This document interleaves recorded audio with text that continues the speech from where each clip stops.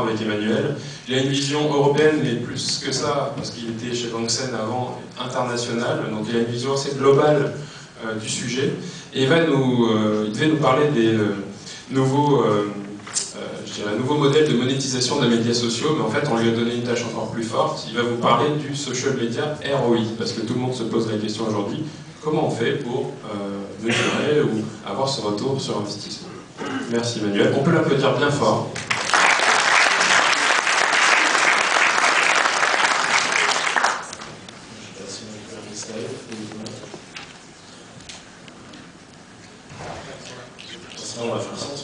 C'est bon, ils sont là. Ok. Donc effectivement, on peut dire que je suis un dinosaure du digital, puisque ça fait à peu près plus de 12 ans que j'accompagne mes marques et que je m'intéresse au marketing sur Internet, entre autres sur les médias sociaux. Donc aujourd'hui, j'ai quitté l'agence Motion que j'ai cofondée il y a un peu plus de 10 ans et j'avais pendant tout ce temps. Et effectivement, on va dire un des sujets qui est revenu très souvent dans toutes les campagnes qu'on a pu faire pour énormément de différents annonceurs ou pour des startups, c'est finalement, tout ça c'est très bien, c'est très sympa, mais c'est quoi le retour sur investissement?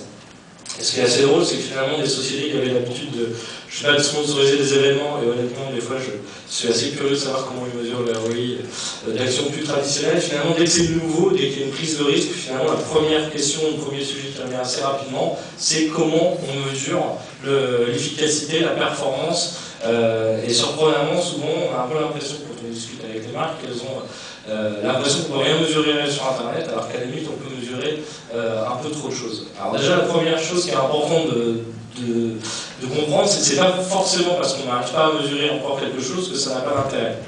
Ce matin j'ai mis un pantalon. Je ne sais pas c'est quoi le retour sur investissement, mais honnêtement, je pense que c'était plutôt une bonne idée. Donc là aussi, il faut des fois relativiser un tout petit peu les choses.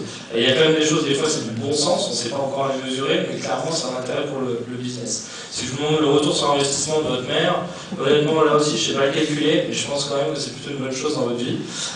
Donc voilà, il faut prendre un petit peu de distance. À l'inverse, c'est vrai que souvent aujourd'hui, on voit énormément de marques qui, alors c'est la course à l'échelle, combien d'amis, combien de likes sur Facebook, combien de fans, et finalement tout ça c'est très sympa, c'est des jolies métriques, ça fait riche, plus c'est gros, plus il y a de zéro et plus les boss ils sont contents, mais est-ce que pour autant ça a un vrai intérêt business pour ces sociétés? Et effectivement, Grégory Pouy, un ami qui est responsable du social media chez nous, lui parle du RONI, donc c'est le retour en non-investment. On pourrait aussi voir c'est quoi le coût de ne pas y aller. Parce qu'effectivement, si on n'est pas encore sûr de ce que ça rapporte, on peut au moins être sûr de ce que ça coûte. Et c'est vrai que par exemple aujourd'hui, ce que ça peut coûter, c'est finalement de rater, de ne plus savoir, enfin de ne plus toucher la bonne audience au bon endroit. Si on voit aujourd'hui les dépenses des grands annonceurs, la plupart du temps, ils surinvestissent dans les médias traditionnels comme les magazines ou le papier et ils sous-investissent dans Internet. Internet, aujourd'hui, les gens passent à environ 30% de leur temps sur le web et les annonceurs dépensent environ en moyenne 8% de leur investissement sur le digital. Donc on voit que finalement, plus on attend pour y aller et plus on risque d'être déphasé. Après, effectivement, il y a un autre risque, c'est tout simplement que les internautes ou les consommateurs ne sont pas en train de vous attendre que vous soyez prêts. Eux, ils sont déjà en train de parler tous les jours des produits qu'ils aiment, des marques qu'ils détestent, de critiquer ou effectivement, on va dire, défendre les produits qu'ils adorent. Là, c'est une vidéo, alors je ne sais pas si on peut cliquer dessus et aller sur web, sinon c'est pas très grave. Je vous laisserai, de toute façon, tous les liens seront à droite de mes slides. Mais en gros, c'est une vidéo, d'accord, qui est la fournisseur, enfin, en fait, c'est un client d'un fournisseur d'accès Internet qui s'appelle Comcast aux États-Unis. Donc, comme tous les fournisseurs d'accès Internet, vous avez un problème et de temps en temps ça ne marche pas. Un technicien vient chez lui, on le voit ici, passe du temps à essayer de réparer le problème, appelle SoundCloud et s'endort dans le canapé du client. Mais le client aujourd'hui, il a une caméra, il sait tourner une petite vidéo et il fait un petit montage assez drôle où on voit en disant merci Comcast pour les rendez-vous auxquels vous n'êtes pas venu, pour les jours où je ne suis pas connecté, etc., etc. Il met cette vidéo en ligne qui fait un peu plus de 1 million de vues. Donc on voit qu'un problème d'une personne une fois, peut-être que ce technicien a l'habitude parfait, mais aujourd'hui il n'était pas, bah finalement est publié, et pas tellement sur le site de la personne, mais grâce à YouTube, en fait, va se retrouver republié sur un certain nombre de gros blogs. Et ce qui est intéressant, c'est qu'aujourd'hui, si vous allez dans YouTube, qui est le deuxième moteur de recherche au monde, quand on tape Comcast, la première vidéo à arriver, c'est celle-ci. Et pourtant, elle a été postée il y a 5 ans.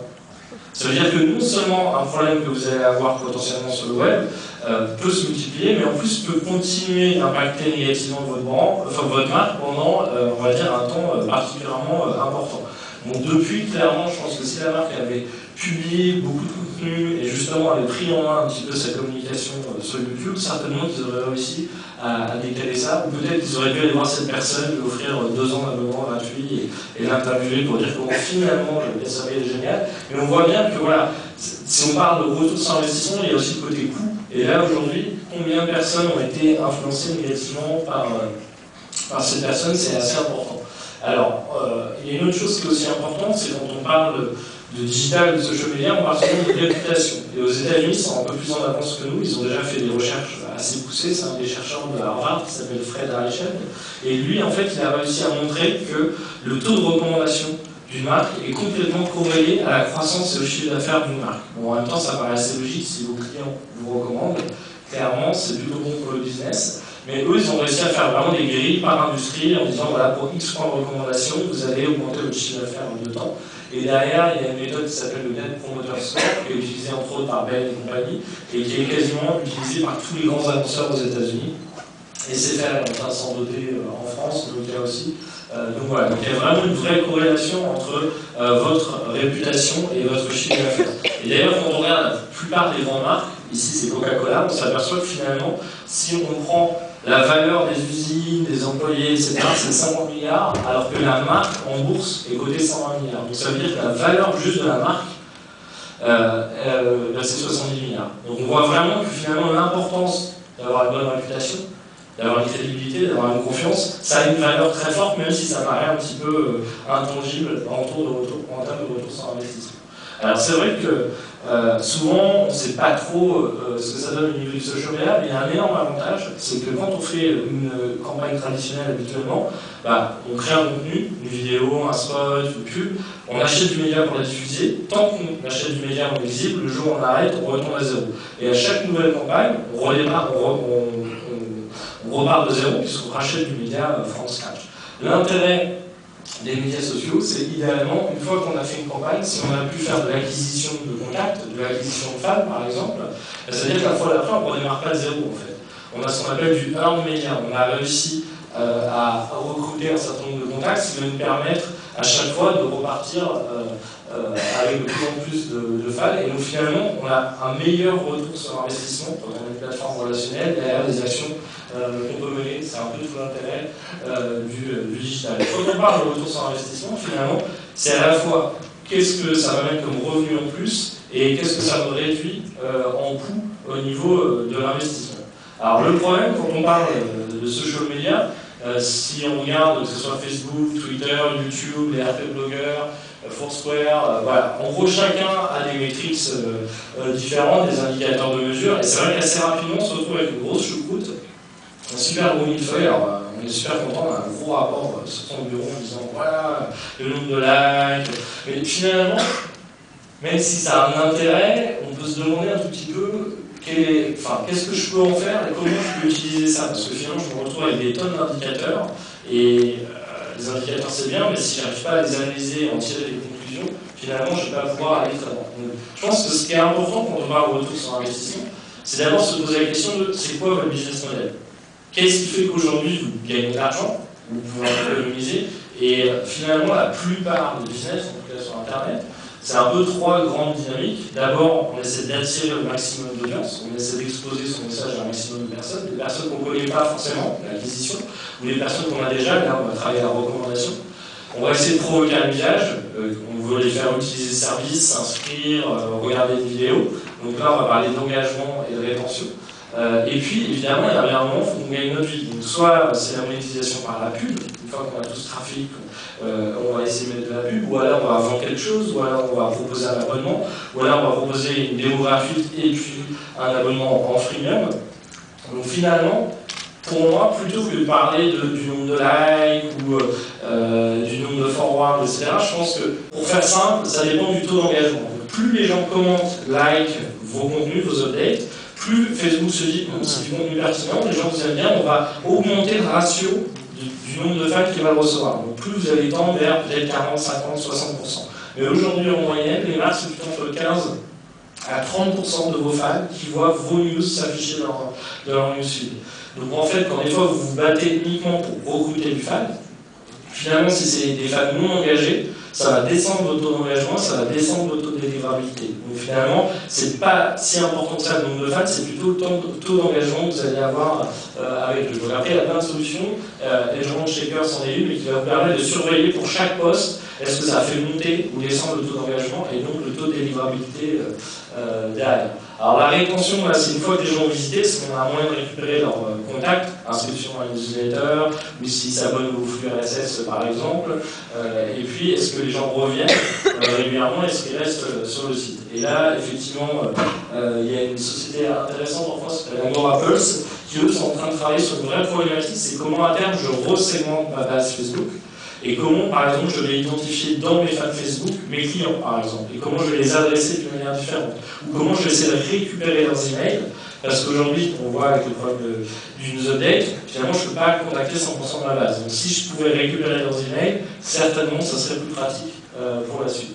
Ensuite, évidemment, le pouvoir de recommandation. Peut-être que quelqu'un n'achète qu'une fois chez vous, mais s'il influence 10 personnes qui elles-mêmes vont racheter, il peut avoir une valeur bien supérieure. Donc en fait, quand on parle de viralité, c'est pas juste mettre un bouton, envoyer un avis, c'est est-ce que le pourcentage de visiteurs qui renvoient quelque chose à un ami, multiplié par le nombre d'amis invités, multiplié par le pourcentage d'amis qui acceptent l'invitation, est supérieur à 1. Si c'est supérieur à 1, ça veut dire qu'effectivement, vous allez avoir un effet exponentiel de diffusion. Sinon, vous allez avoir 10 000 personnes qui en influencent 2000, qui en influencent 500, et puis c'est pas viral, et assez rapidement, la mécanique tombe. Et effectivement, quand on parle de recommandation et d'influence, il y a des outils de plus en plus disponibles aujourd'hui qui vous permettent de qualifier un tout petit peu votre capacité à être suivi, à relayer les informations. Vous connaissez Cloud, par exemple, ou si effectivement on devait suivre la viralité, donc là on pourrait taper le hashtag du web de Connect pour savoir combien de fois le message a été relayé, combien de personnes ont été exposées à ce message. Et puis effectivement le revenu qui est quand même important, où là on peut faire vraiment plein de choses pour mesurer ce revenu. Donc effectivement en termes de qualitatif, est-ce que les gens sont contents de l'interaction et la phase d'achat se passe bien, donc on peut faire du panel quantitatif, l'analyse de l'audience, du niveau d'engagement et des ventes, donc là combien j'ai fait de ventes, quelle fréquence, quel montant du panier, comment je peux l'augmenter. On peut se comparer à la concurrence. Aussi, et c'est vrai que souvent il y a un outil qu'on utilise peu parce que c'est pas très fun, mais pourtant c'est très efficace et ça coûte pas très cher, c'est ce qu'on appelle le multivariate testing. Donc là, en gros, des outils comme Google Site Optimizer qui sont gratuits vous permettent, par exemple, on va tester 3 titres différents et puis 3 visuels différents et il va gérer toutes les combinaisons, créer une page pour chacune de ces combinaisons-là et statistiquement vous dire, en fait, le titre B avec le visuel A, ça augmente le taux de transformation de 16%. Donc c'est la bonne combinaison. Au lieu d'essayer de deviner, on va dire, si quelque chose marche ou ne marche pas, finalement vous avez moyen de le tester. Et ça c'est aussi très intéressant pour Facebook, parce qu'en fait, énormément de gens qui aujourd'hui me disent oui, on a fait des campagnes sur Facebook, ça marche pas. Et le problème c'est qu'en fait souvent ils ont eu une stratégie en mode display. Je mets une créa sur une population et je regarde si ça clique. Et le problème, c'est que généralement, ça ne clique pas. Pour la simple et bonne raison, c'est qu'aujourd'hui, avec le multivariate testing, on pourrait tester 100 populations différentes, les célibataires, les mariés, à Paris, à Marseille, 18-19, 19-20, 21-22, et en face, on peut mettre 50 créas, parce que les créas sur Facebook, ça prend peu de temps, c'est presque du copywriting, une accroche, un texte, un visuel. Et finalement, je teste toutes ces combinaisons-là, je mets un petit montant capé sur chaque combinaison, et je vais m'apercevoir qu'il n'y a que 3 ou 4 combinaisons qui marchent excessivement bien en termes de taux de clic. À ce moment-là, je garde juste ces créations, je mets mon budget dessus, et là, j'ai une campagne qui fonctionne. Alors, vous pouvez le faire à la main, c'est un petit peu pénible. Aujourd'hui, effectivement, on a des plateformes comme AdStool, Performat, qui vous permettent de tester toutes ces combinaisons, ces multivariables, et en fait, de retenir uniquement ce qui fonctionne. Donc là encore, sur le revenu, on peut faire des choses beaucoup plus importantes. Alors évidemment, on peut augmenter son revenu, mais on peut aussi baisser son investissement. Donc voilà quelques exemples, économiser ses coûts. Donc voilà quelques exemples de ce que permet de faire le ROI. Et évidemment, là on parle de digital et de social media, mais il ne faut pas oublier à terme tout ça, ça doit s'intégrer dans des actions de communication plus globales. Et aujourd'hui, on commence à avoir des solutions comme par exemple Captain Dash, qui eux se sont amusés à créer une interface très user-friendly qui permet de mixer vos chiffres de vente par exemple avec vos stats Google Analytics, avec une carte Google Maps, et par exemple de voir sur une carte, là les ronds c'est la taille de vos ventes par exemple. Donc on commence à avoir des outils de plus en plus simples à utiliser qui à terme vous permettent, au lieu d'avoir 22 dashboards, d'en avoir un seul au-dessus de tous et qui vous permet de jouer avec vos informations. C'est assez amusant, ils ont fait un test avec Mythic et a priori par exemple ils se sont rendus compte que la corrélation entre le nombre d'inscriptions à Paris, la chose la plus corrélée c'était les bouchons. En fait, plus il y avait de bouchons de trafic dans Paris, parce qu'ils ont énormément de data sur la température, sur la météo, etc. En fait, les gens étaient stressés, ils étaient pas trop dans le mode de draguer, donc du coup, il y avait moins d'inscriptions ces soirs-là. Donc voilà, c'est le genre d'outils qui à terme nous permettent de corréler pas que des data digitales avec digital, mais aussi entre les ventes et autres. Et juste pour terminer, quelques conseils. Attention, c'est vrai qu'en entreprise, souvent on a différents interlocuteurs avec différents objectifs. C'est assez difficile d'aligner les objectifs de tout le monde, et pourtant c'est ce qu'il faut faire si on veut pouvoir mesurer la performance. Effectivement, trop d'infos tue info. Vaut mieux avoir moins de métriques, c'est tout à l'heure je vous en ai donné 5 grandes catégories, parce que très vite on a des dictionnaires ou des rapports qu'on ne lit jamais, qu'on lit pour caler son bureau, et finalement ça sert à rien. Soyez pas non plus, ne vous découragez pas trop vite. C'est vrai que des fois, quand on lance les choses, c'est un peu comme apprendre à nager. La première fois, on saute dans la piscine, on a pu lire tous les livres, comment nager 2.0, etc. Et à un moment, on va faire le petit chien, on va pas être très à l'aise, et on va être des fois un tout petit peu déçu des premiers essais, où c'est un peu plus compliqué qu'on pensait, c'est pas aussi rapide qu'on pensait, mais voilà, il faut s'accrocher. Nager, ça vient aussi en s'entraînant, et les médias sociaux, c'est la même chose. Ça ne coûte pas forcément moins cher de faire des médias sociaux. Il faut un investissement, il faut créer une vidéo virale, il faut créer une plateforme, il faut l'animer, la promouvoir. Mais par contre, si on a bien lancé les choses et que les gens prennent le relais en termes de viralité, on va économiser de l'argent. Donc en fait, c'est pas moins cher, mais on peut avoir un meilleur retour sur investissement potentiellement sur une stratégie social media. Quand on parle de communautaire, là aussi, un petit conseil en termes de ROI, tout le monde se focus la plupart du temps sur la création de la plateforme, quel outil, quelle fonctionnalité, et puis après on n'a plus de budget pour animer, et plus de budget pour promouvoir. Et donc on se retrouve avec des jolies plateformes où il n'y a pas de trafic, où il n'y a pas de gens à l'intérieur, et il ne se passe pas grand chose. Donc honnêtement, il vaut mieux prendre un logiciel moins sophistiqué, garder du budget pour l'animation et la promotion, et honnêtement, c'est le truc qui cartonne, vous aurez toujours le budget pour construire un truc plus gros. Mais ça ne sert à rien de créer un immeuble pour 10 habitants. Donc on commence light, et puis on verra aussi ce que les gens ont envie. Au lieu d'essayer d'inventer ou de deviner à l'avance les fonctionnalités. Voilà. Et pour terminer, 2 derniers conseils.